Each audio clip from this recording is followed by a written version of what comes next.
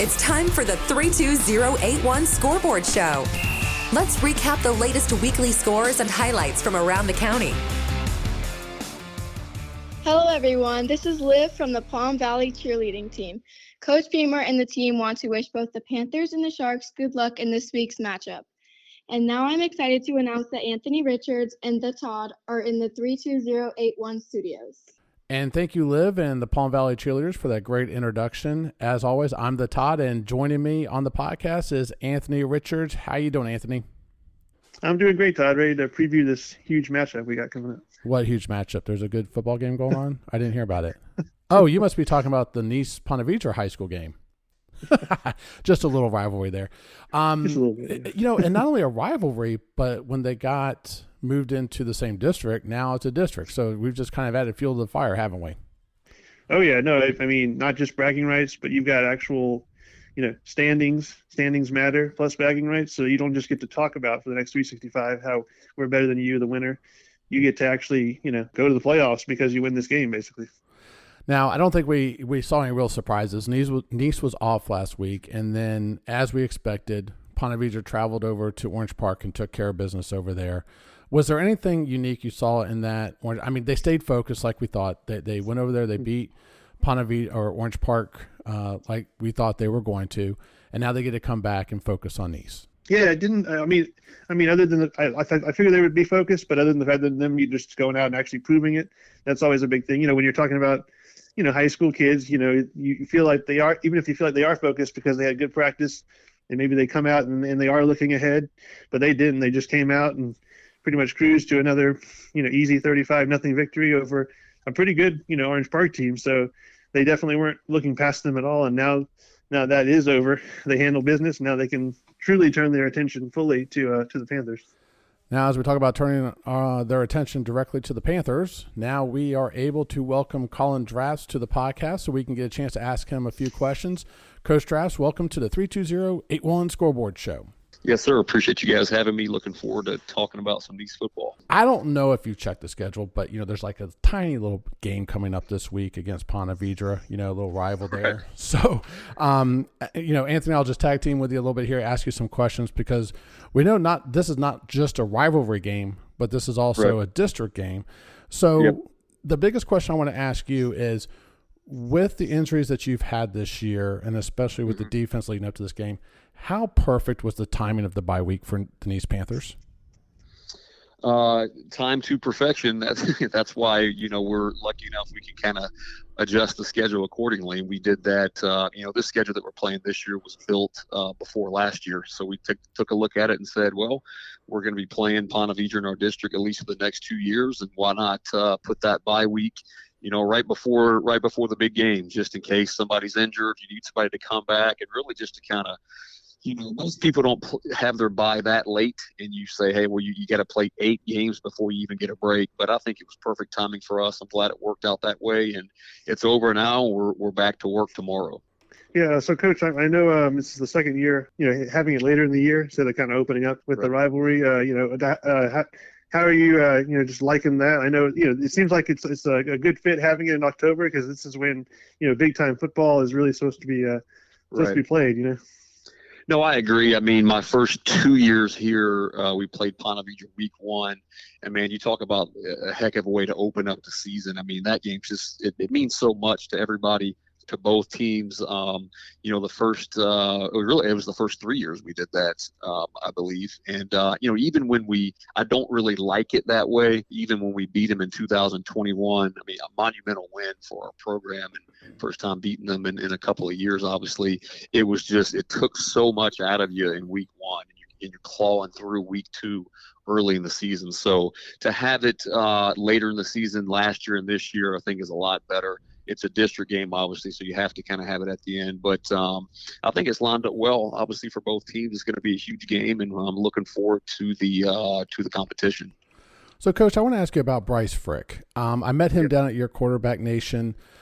camp down in Orlando, which, by the way, shameless plug, was a great camp, by the way, great one that you put on there.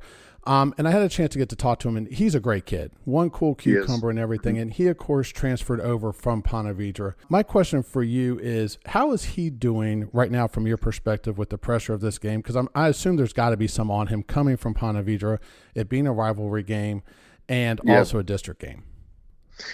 Yeah, I mean, I'll just talk about how Bryce is doing in general right now, outside of the fact that we're playing Ponte Vedra and that he came there. In my opinion, he's playing as well as anybody in the district, as anybody in St. Johns County, and anybody in Jacksonville. He started, I think he's either started 4 or 5 games, or I think it's 4 right now. He didn't start at the beginning of the year, and he kept coming on as of late. But if you look at his statistics per game, he's going to be the top in every category. He's over 200 yards a game. He's had, I think it's 14 or 15 touchdowns with maybe only 1 or 2 interceptions. So, I mean, he's playing lights out right now. Obviously, he was, the player of the week last week in multiple media outlets. When we had 9 possessions and 9 scores, and he had 6 touchdowns. So he's playing top-notch football right now. I'm not surprised in the least bit. He's such a good kid. He works really hard, and he's got a complete command now of the position and of our offense. So I'm very excited for him to get the opportunity. Obviously, there's a little added dimension there, like you talked about before, with him having been there. But he's very close with all these guys. He lives in our community, and he grew up playing with a bunch of Nease kids. So it was almost like he was coming home when he transferred over to us. So I'm excited for him. Very early on, I asked Bryce what he wanted when he came over here, and he said, "Coach, all I want is an opportunity." And he got it, and he hasn't looked back. So it's going to be a lot of fun to watch him play on Friday night. Thanks. I know, Coach. You mentioned, how close knit the guys are. They know, your guys. The Nease guys know the Ponte Vedra guys. They grow up, playing on the same team at times. So like it's just such a unique thing when you're playing that school down the road. Right. You know each other. You're so familiar with each other. Whether you're in the district or not, you're playing them every year. Does that create? Like some people would say, "Oh, that's an advantage because you know them, but they also know you." So, like, does that create any interesting challenges just preparing for a team that you see every single year? Yeah, I mean, I'm sure there's really a lot of gamesmanship in that because we are so familiar with one another. They know our personnel, we know them, and I think both teams really do a pretty good job, at least schematically, probably holding some things close to the vest as the season goes on, and there's always something that comes out. In the Ponte Vedra game that we haven't shown or they haven't shown. But at the end of the day, they've got a good staff over there. I love our staff too. So we're going to be prepared. They're going to be prepared. It's just going to come down to which team executes the best. And I'm excited for that opportunity for our guys. I know we're going to be ready to get that done. Coach, last year, the big theme when we talked about defense was Sterling Grimes, because he was your only returning starter, if I remember correctly. Right. And this year, the defense just really, you can tell that 1 year of playing together, and you've got some new players that have moved up. But I got to tell you, one of the exciting positions that I have loved to watch at Nease this year are your cornerbacks. Elijah Luckett and Creel Carter have just been I don't even want to say the term ball hawks because they're something else. I mean, they're flying all over the place. In fact, I think Creel had what I called a Superman deflection the other night where he basically flew over the kid and knocked it loose. How impressed have you been with these two and the way they basically shut down the outside for you? And it seems to me that the offenses have had to respect that, and they've had to play a little bit more towards the middle. Absolutely. I mean, that's something that we've been able to lean on throughout the entire year is the strength of our corners. You've got Creel Carter, who's a senior. He's been on the program for 4 years, started last year and did some good things. But, man, he's night and day this year. I mean, just complete confidence with him, being able to play man-to-man and lock guys up. And he's got 3 or 4 interceptions. And when you have one, that helps the defense so much. But when you have two, and you have a guy who's as dynamic as Elijah Luckett, him only being a junior, 3 or 4 interceptions as well. Obviously, a guy that plays with a ton of confidence in his ability to play man-to-man as well. And then what he brings to you in special teams with the block punt, the kick return for a touchdown, the block field goal week 1 to win the game in overtime. Man, those guys are playing lights out. And, they're a couple of our leaders on the back end, and they're going to be challenged, with some good players Friday night. But I'll take those guys for sure. So I know, you coach, you kind of, Cam Smith, he had the injury, early on. You're expecting to have him, and now all of a sudden, week 1, your offense is you're having to tweak it a little bit as you go.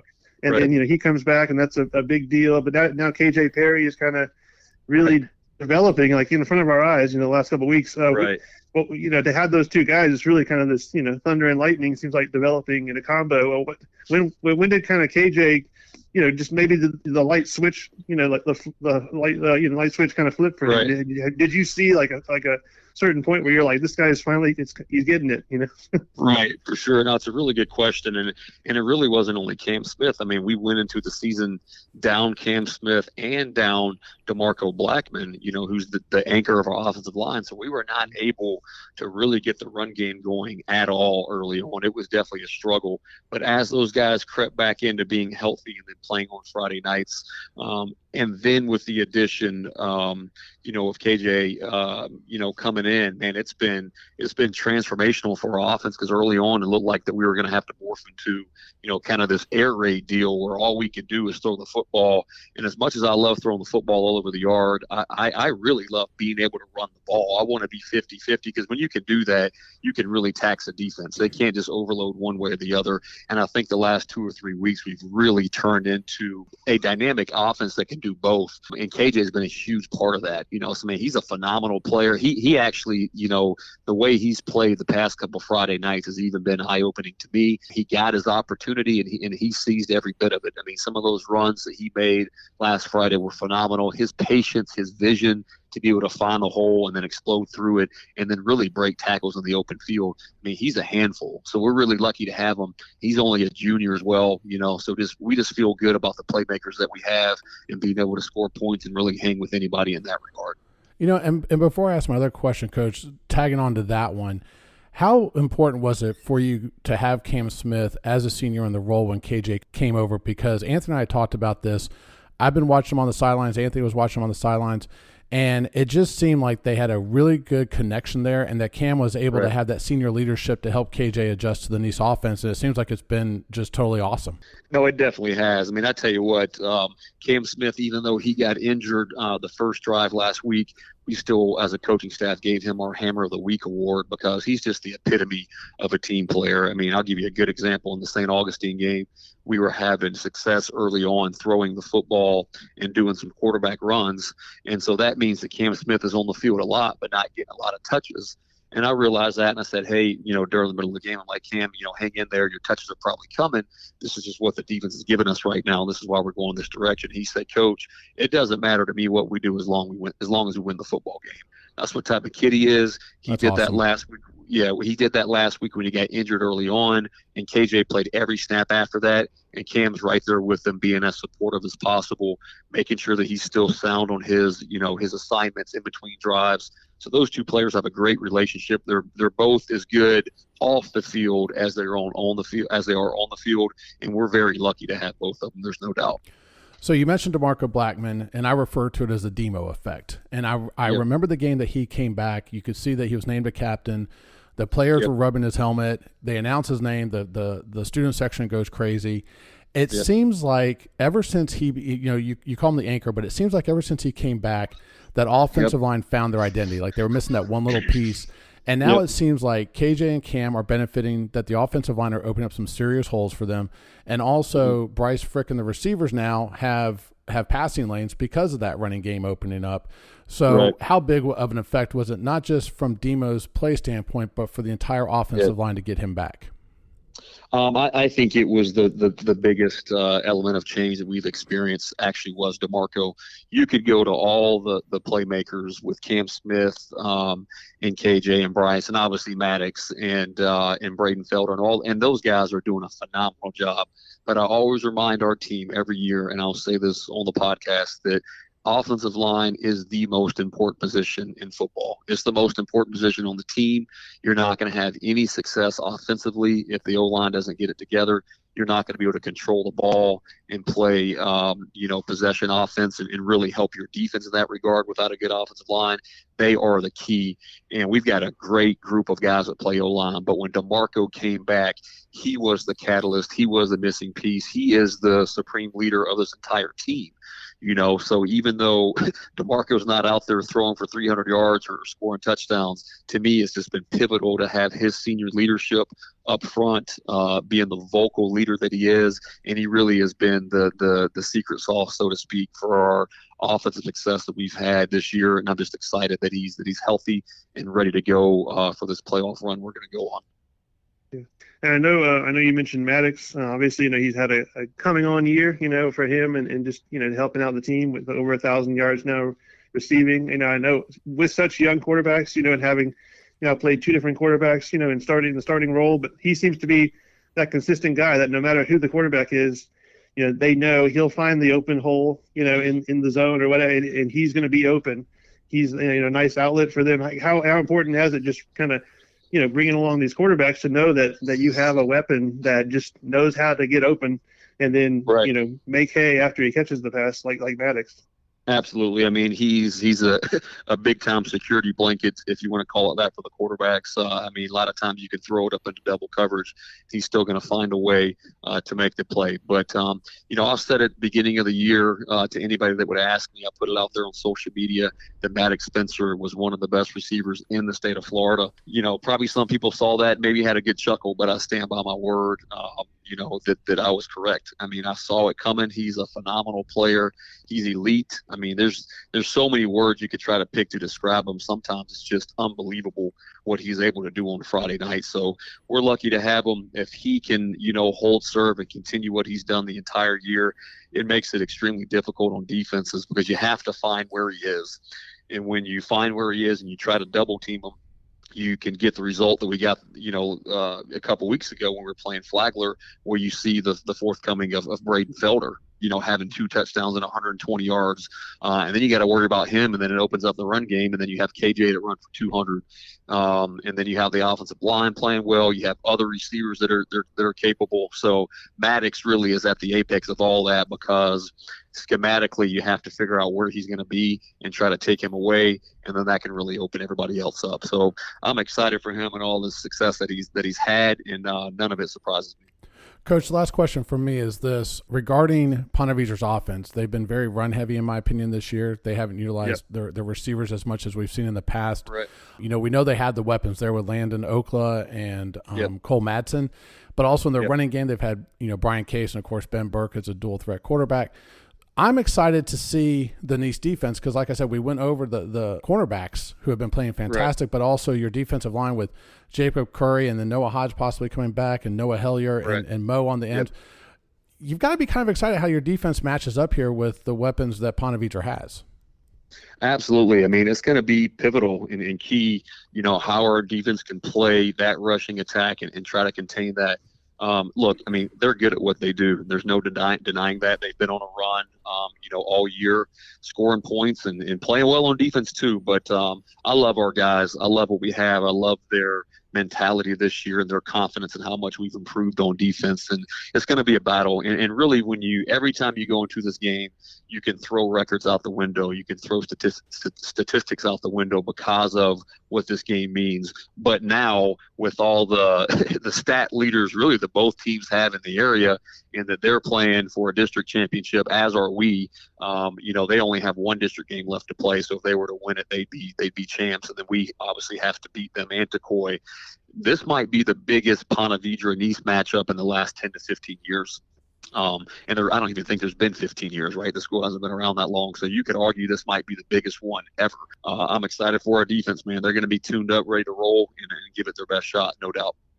And just finally, I wanted to kind of talk about like the defensive side of things for Ponte Vedra. I know they have 3 shutouts this year, which I mean for high school defenses, that's pretty impressive. So they've been kind of holding their own. It seems like they have, just kind of they've created this veteran kind of group now at this point. Right. The last couple of years, under Coach Price, and it seems like it's just kind of like it's kind of peaking. All the guys have been playing together, so it seems like they have a really cohesive unit. Like how do you being like a former quarterback and all yourself, kind of having that offensive mind, how do you, I'm sure you notice it as well. Like how do you just kind of, what I guess do they do really well that makes them be able to just stymie all these offenses, Right. Yeah. I mean, what they do really well is they're just very sound, right? They don't make many mistakes. They keep everything in front of them. They're not going to really give up the big play. So that's who they are. That's who they've always been. They've always been able to have that type of defense. Every year that I've been at Nease, you can count on, Ponte Vedra's defense being sound. On the flip side of that, I'm excited. I'm excited as the play caller. Our offense is going to be excited for that challenge because we're clicking right now on offense. I mean, we're playing extremely well, and here we are. We get to go against a defense that's played well all year long, pitched multiple shutouts, rivalry game. I mean, this is what dreams are made of right here, right? So I wouldn't want it any other way. We're looking forward to the challenge, and we're going to have a great plan going into the game on Friday night. Yeah, no, it definitely looks like strength against strength in so many matchups, in areas. So I'm excited to just watch it. Should be a good one, no doubt. Yeah. Well, Coach, thank you very much for joining us. We appreciate it. We wish you the best of luck, and we hope that practice goes well this week, and we hope to see a great game on Friday, which I'm sure we will. Absolutely. Appreciate you guys having me as always. Well, we'd like to thank Coach Drafts for joining us here on the 32081 Scoreboard Show. Anthony, that was a great interview. I mean, I think, it was interesting to hear his take on things. I think that he agrees this is going to be a great matchup. And it was really interesting to hear about, I really appreciate the question you asked about him being a quarterback and how he prepares for a defense such as Ponte Vedra. And I got to tell you, it's like, when you can hear the excitement in his voice for this game. Yeah, no, I mean, for sure. This is going to be a big game regardless. But this year it just seems, kind of like we had talked about in the interview of like strength versus strength, I mean, on both sides of the ball, every matchup you look at, what Nease does really well, Ponte Vedra has done really well to combat that against that. So like, it's kind of just which one is going to win out, and the winner of this game is definitely going to deserve most likely a district title. The one thing I'm excited about, Anthony, is that, you kind of talked about it before about the importance of being able to want to watch these offense and these defenses go at each other. And we talked with Drafts about when the bye week came in their schedule. And I got to tell you, from a sports enthusiast and someone that really enjoys covering high school football, I'm glad Nease had the bye when they did, because now we're going to get to see these defenses and offenses at full strength. And I think that's going to lead to one heck of a ball game. Oh yeah, no, it definitely, it helps a lot. When the team that devised everything around to picture like the team looks like this, and if you're missing pieces, it's not the same. You're trying to just kind of do the best you can. I want teams as close to 100% as possible so that we can really see that huge matchup play out. I'm not picking a winner in this one. I'm going to tell you right now, I'm not going to do it. I think it's a toss. I think he said, I think Drafts made it perfectly clear. He said you can throw all the records out the window when this game happens. I think the one thing we know for a fact is going to happen is that people are going to be waiting a long time to get out of Ponte Vedra High School.